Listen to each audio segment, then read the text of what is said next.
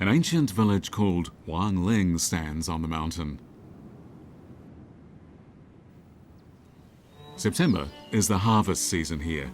Without access to flat land, the villagers dry their grain on their windowsills and in other parts of their homes.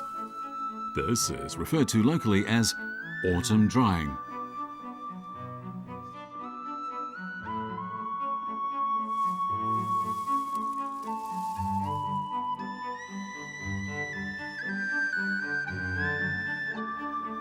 But drying is not confined to autumn.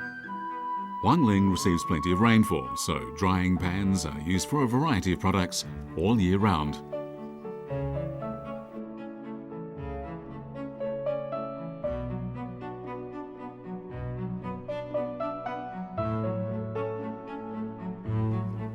Anything can be dried using this method, and the results are visually very attractive. For example, rice and black beans are formed into panda designs. Red peppers are used in self-portraits. Together with dried radish shreds, they can also be made into fish.